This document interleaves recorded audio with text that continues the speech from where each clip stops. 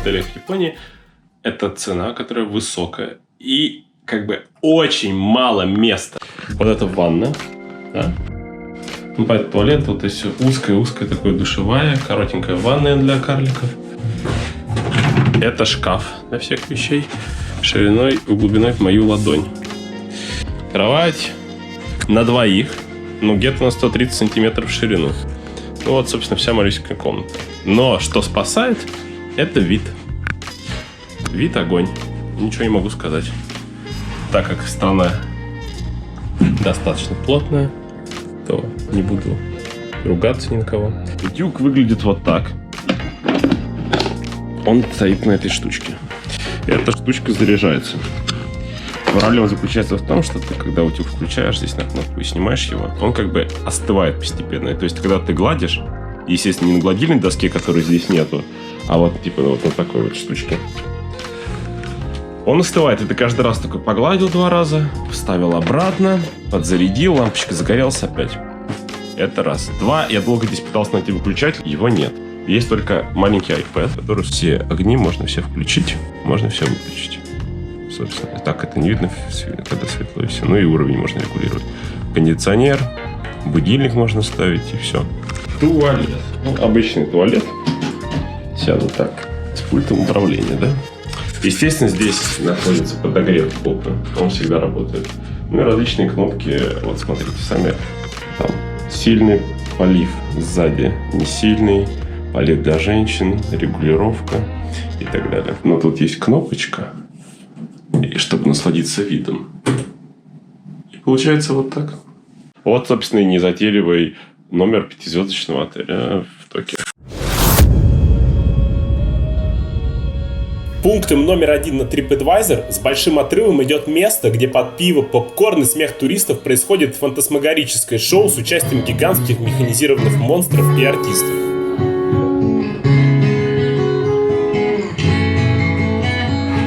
Примерно 1,5 часа сумасшествия за 3000 рублей, и то с 30% скидкой, без малейшей натяжки на любителя.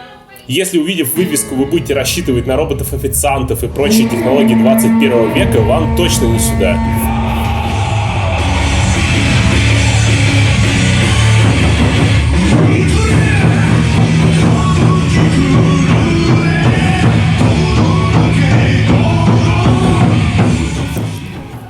Это история про войну местных жителей планеты и иноземных захватчиков, каждый из которых пытается победить все более изощренными методами с помощью лазерных лучей и страшных звуков.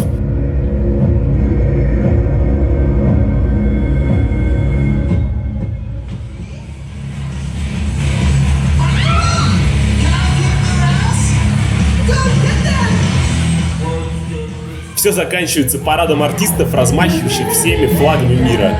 И, собственно, все.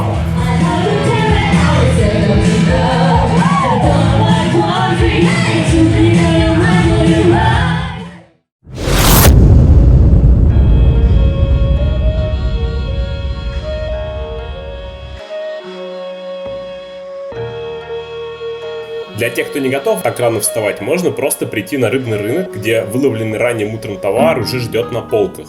Чем раньше туда попасть, тем свежее будет рыба и меньше количество людей, а в 10 утра рынок уже забит битком. На центральной улице бесконечные очереди в места общепита, но стоит нырнуть в закоулок, тебя накормят теми же блюдами, только гораздо быстрее.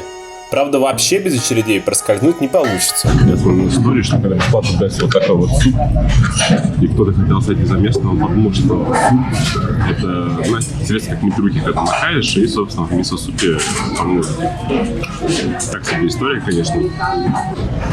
Говоря шутку про суп, я спозорился, потому что мне принесли мисо-суп, и я хотел попросить ложку, и на меня все посмотри, как не идиот. И сказал, вообще-то его пьют вот так.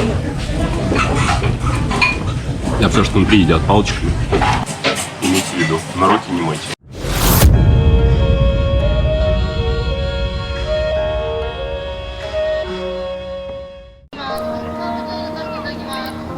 Район Шибуя в первую очередь известен самым загруженным перекрестком в мире. По крайней мере, так считается. Вот Скарлетт Йоханссон идет по нему в трудностях перевода. Каждый турист обязан заснять свой проход сквозь толпу через перекресток, выпить чашку кофе на 2-м этаже в Starbucks и погладить статую Хатико. Мне повезло больше, я оказался на перекрестке в Хэллоуин. А мы находимся в метро Шибуя, и сегодня Хэллоуин, поэтому здесь все нарядные. Тут проходит какой-то парад нечисти.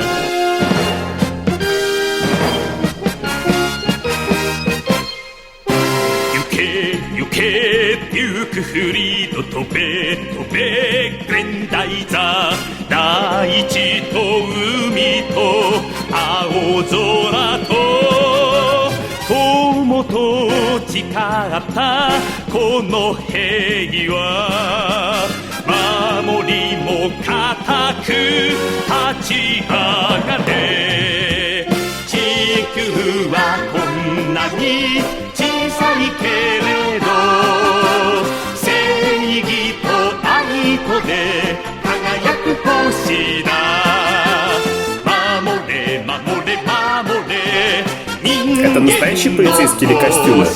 Мы не знаем. Кто знает?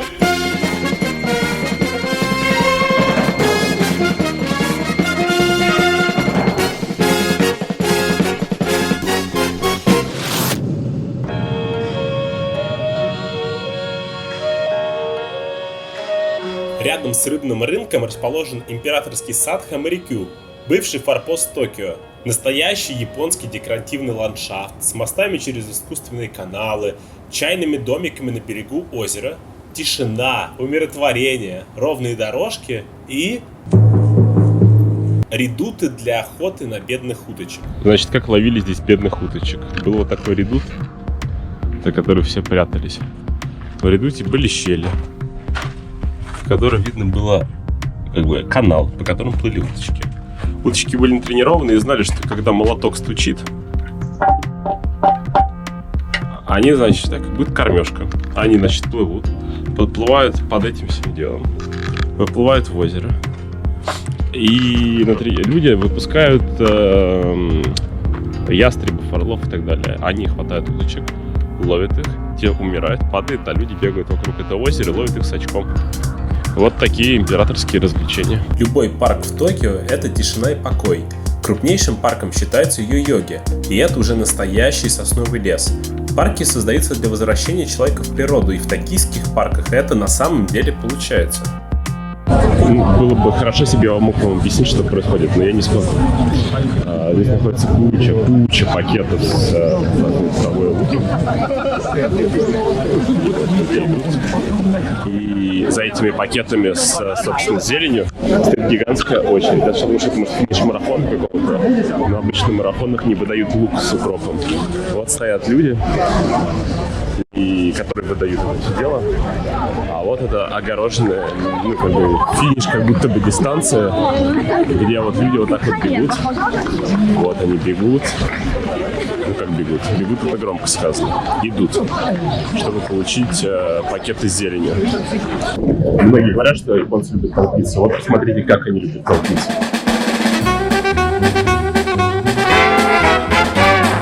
Позади меня бочки саке, которые какой-то из императоров оставил в наследие, и они открываются и заменяются периодически с помощью различной донорской поддержки.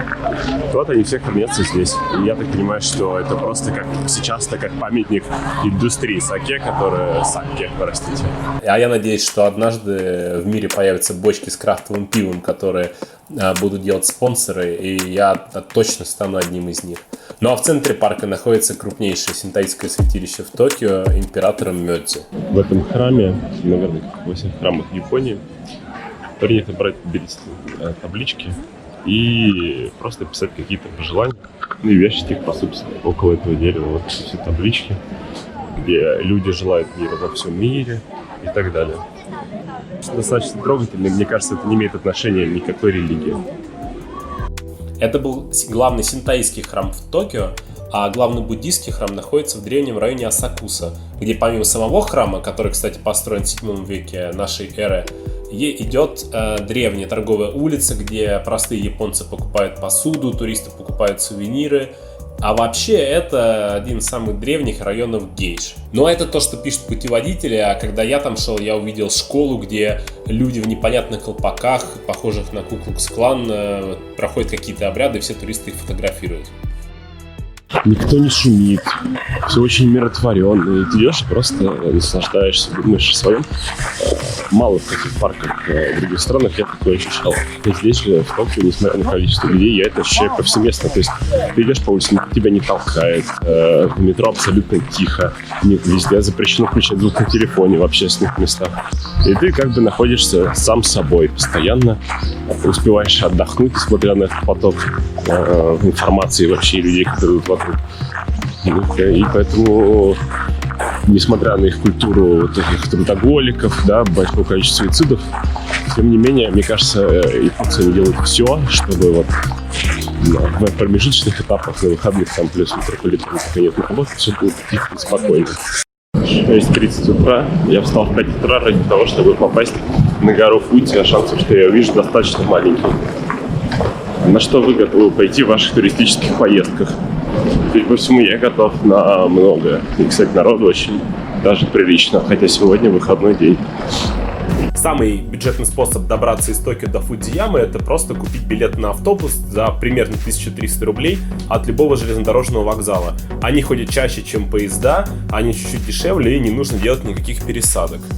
Сейчас 9 утра. Я вот в деревне Кавагучико, вокруг облака, хотя прямо над нами чистое небо. Но есть самое главное, что меня радует больше всего. Это то, что гора на месте. Вот она. 450 ступенек позади. И это единственный способ добраться до главного вида в Японии. Это пагода. И Фудзияма вдалеке.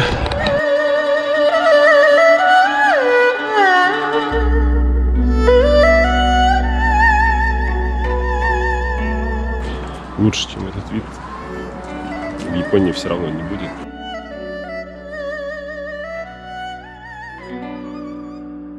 Главное, чтобы это было 8 утра, потому что днем все заполняют тучи и больше ничего не видно. Ну, красиво. Мне кажется, это просто прекрасно. И храм, и гора, и вот там знак, то, что здесь ходят медведи, которые могут тебя покусать. В общем, если хочется посмотреть на этот вид, 450 ступенек пройти вверх все равно придется. Никакого другого способа туда подняться нет. Разве что вас туда скинут на вертолете. Вы думали, это все? Лестница только начинается. Зато на спуске обратно вы получаете вознаграждение, смотря на лица тех, кто все еще карабкается вверх. Пожалуй, самый бюджетный, самый быстрый и удобный способ перемещаться между локациями вокруг Фудзи — это взять на прокат велосипед. Поэтому от пагоды я направился к озеру Кавагучико. А это местное озеро Кома, Кавагучико. Здесь рыбачат, плавают фламинго и куча вилл. Но самого главного горы не видно, она должна быть вот там, вот. Все. А время 10:30 утра. Мы приезжаем возле 8 от утра, и можно сказать, что день потерян зря, и приходится оставаться на ночью. Но ладно, мне просто повезло. На велосипеде реально за день объехать максимум 2 озера. Но зато если у вас есть больше времени, можете посетить онсен. Это местные бани с видом на Фудзи, где вам придется купаться в термальных источниках голышом. Друзья, приезжайте на наше прекрасное озеро Кавагучико. Это гораздо лучше, чем Кома, на которых покупают виллы некоторые наши сограждане. И уверен, что здесь ни у кого вилл нету. Но красота не хуже, и народу гораздо меньше. И место не такое распиаренное. И воздух здесь лучше. Просто прекрасно. Жалко, что Япония, конечно, нам не принадлежит, но хотя бы Курилу принадлежат. Но главное то, что сегодня национальный праздник, а машин практически нет, да, то есть абсолютно пусто везде. Никаких толкучек, вообще ничего. И это самый кайф, на самом деле, по сравнению с обычными туристическими местами. В формировании всего ландшафта в этом районе, естественно, виновата Фудзияма. Все 5 озер были сформированы из-за извержения вулкана 50-60 тысяч лет назад, когда потоки лавы перекрыли русло местных рек. А это уже озеро Сайко. Оно дальше, чем Кавагучико, но на велосипеде с трудом в горку и через туннель можно доехать. Но оно, похоже, даже круче, чем Кавагучико. Если там, скажем, был Кома, то это Гарда или Маджоры. Не знаю, как хотите. В общем, байк стоит 2500 йен. Это где-то 1500 рублей. Ну и электрическая, как бы, ускоритель. И с помощью него вы реально объедете оба озера, не напрягаясь. Если у вас еще, конечно, рост будет не такой, какой мой, тогда вообще будет кайф. А у меня коленки вот полусогнутые. Не очень. Неподалеку от озера Сайка находится несколько интересных пещер. В одной постоянно лежит лед, в другой же удор для летучих мышей, в третьих растут сталактиты. Высота прохода около 120 сантиметров, поэтому местные японцы всегда ходят в касках, в отличие от меня. Вообще круто, да, что эти пещеры сделаны самой, извержением вулкана. И этих пещер, я так понимаю, как бы несколько открытых, но вообще их полно еще в лесу, есть и закрытых тоже. То есть ты ходишь по лесу, и там какой-то будет провал, в который можно случайно упасть.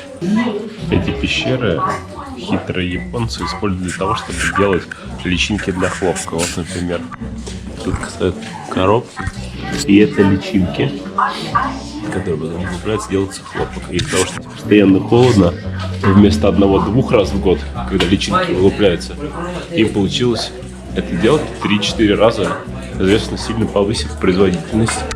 Обещанного льда здесь не оказалось. Я-то рассчитывал посмотреть на огромные ледяные сосульки, которые здесь растут. На карте они были, а живьем нет. Туда, в лес самоубийц. Никаких больше пещер.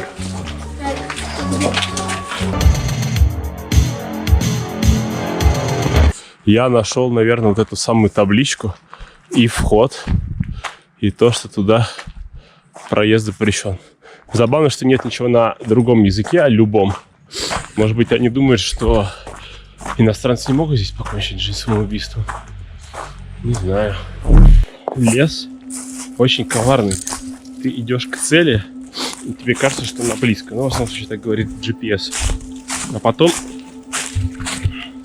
ты идешь, а обратно гораздо сложнее. Но красота, конечно, такая вековая, я бы сказал. Ну, то есть это тогда, когда была создана природа. То есть очень много этих деревьев, они все мертвые. Многие. Просто сухостой, обросший мохом. И во многие места, наверное, я первый человек, который сюда наступает. Потому что это явно не прогулочная территория, а просто заповедный парк с неизвестными мне гадами, змеями, медведями, потому что там был указатель, и прочей живностью. Но это стоило того. Я просто люблю забираться туда, куда не стоит. Никогда не доверяйте GPS. Шел по GPS, чтобы найти пещеру, в итоге заблудился в этом лесу. Выход я не знаю где, где-то там или там.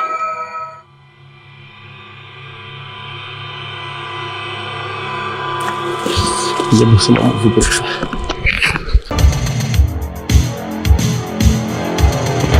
Я спасен. Дорогу нашел. Даже следы цивилизации. И теперь у меня осталось зарядки велосипеда на 15 километров. А по факту, наверное, меньше. И ехать не 15 километров на велосипеде. Поэтому я что-то очень сомневаюсь, что я доеду силой электричества.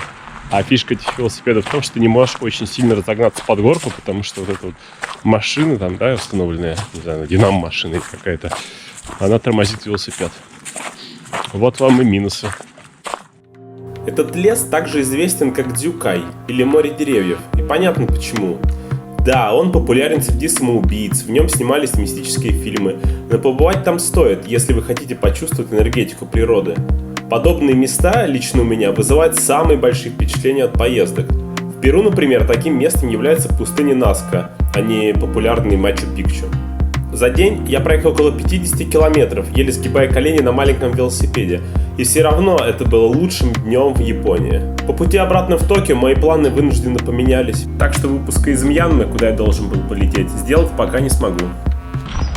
Я стою у модного карта.